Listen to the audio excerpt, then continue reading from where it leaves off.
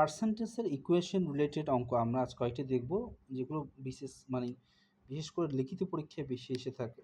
তাহলে আমরা খুব মনোযোগ দিয়ে এগুলো দেখি। প্রথমটা দেখব হচ্ছে Bangladesh security exchange commission. Bangladesh security exchange কমিশনের কোয়েশ্চেনটা আমরা দেখি।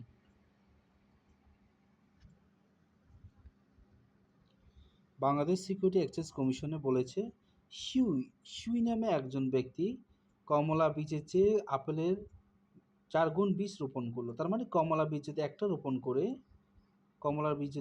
আপেলের বীজ রোপণ করছে হচ্ছে 4টি। 50% অফ আপেল মানে 15% আপেল এবং 10% আপেল বীজ উৎপন্ন হলো। যে বীজ লাগালো এখান থেকে আপেলের গাছ উঠছে হচ্ছে আপনার চারা উঠছে হচ্ছে 15%, আর কমলার বীজ উঠছে হচ্ছে 10%।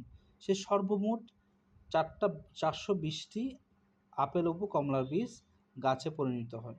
তার মানে তাহলে কতগুলো কমলার বীজ রোপণ করা হয়েছে, তাহলে আমরা এই কোয়েশ্চেনটা যদি দেখি, এখানে বলেছে কমলা চেয়ে আপেল হচ্ছে 4 গুণ, তাহলে হচ্ছে কমলাকে যদি আমরা এক্স ধরি, আপেল হবে 4x, রাইট।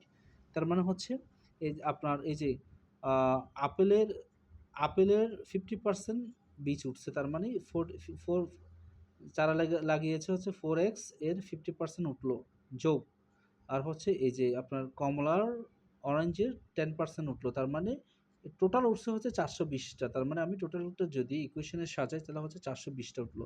তাহলে এই এক্সটা হচ্ছে আমরা যদি ক্যালকুলেশন করি, এক্সের মান পাচ্ছি হচ্ছে আপনার 600, এক্সের মান পাচ্ছি 600। তাহলে এক্সটা হচ্ছে টোটাল অরেঞ্জের আমরা ধরে নিয়েছিলাম অরেঞ্জের বীজ।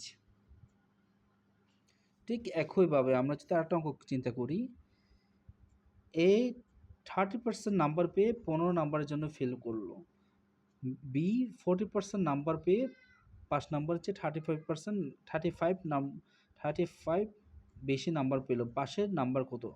তাহলে আমরা পাশের নাম্বার যদি এক্স ধরি, সেক্ষেত্রে এই যে সে পেয়েছে কত, 30% পেয়েছে, এক্সের টোটালের 30%, কিন্তু ডাব্বা মারছে কয়েকজনের জন্য, 15 নাম্বারের জন্য ডাব্বা। তাহলে আমরা এটাকে যদি 15 নাম্বার যোগ করি তাহলে এটা হচ্ছে পাস, এই অংশটা হবে পাস। আর হচ্ছে এটা সে টোটাল নাম্বারের 40% পেল, 40% পাওয়াতে সে কত নাম্বার বেশি পেলো, 35। তাহলে আমি এটাকে ওই 40% থেকে 35 বাদ দিলে পাস, এটাও পাস, সেক্ষেত্রে আলটিমেটলি আমরা অ্যান্সার পাবো 165। এখন কম্বাইন্ড ব্যাংক এসও 2018 সালে একটি প্রশ্ন দেখব, একটু কমপ্লেক্স, খেয়াল করতে হবে, ঠিক আছে? খেয়াল করেন, একটা বেসবল টিম জুন মাসে খেলা 60টি খেলার মধ্যে 30টি খেলা জিতেছে। পরবর্তীতে বিস্ময়করভাবে অনেকগুলো খেলায় জেতার ফলে তাদের জয়ের হার হয়ে গেছে কত, গড়ে অ্যাভারেজে 50% হয়ে গেল। এরূপ ফলাফলের জন্য দলটিকে পরবর্তী কয়টি খেলায় জিততে হবে? তাহলে এটাকে আমরা শর্টকাটে করব। খেয়াল করেন, 60টি খেলার মধ্যে সে 30%, তার টিমটি 30% খেলায় জিতেছে। তার মানে কয়টি খেলা জিতেছে? 18টি খেলা জিতেছে। তার মানে 60টি খেলার মধ্যে 18টি খেলা জিতলে হেরেছে কয়টাতে?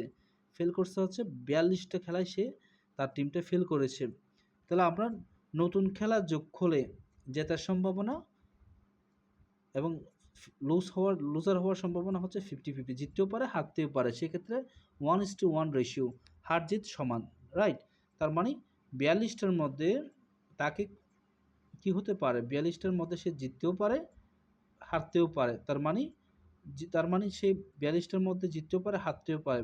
তাহলে 42টার মধ্যে তাকে 42টাই 18টি খেলা জিতেছে, তাই রাইট। 42টা হলে কি হবে, সমান হবে। তার মানে সে 42টার মধ্যে অলরেডি 18টা জিতে আছে। তার মানে কয়টা খেলা জিততে হবে তাকে? আরও 24টি খেলা জিততে হবে। যেহেতু অলরেডি সে 18টি খেলা জিতে আছে, 42টি খেলা জিতলে কি হবে আপনার, 42টা হলে একটানা হার থেকে বাঁচবে, তাহলে হচ্ছে 24টি, রাইট। ওকে।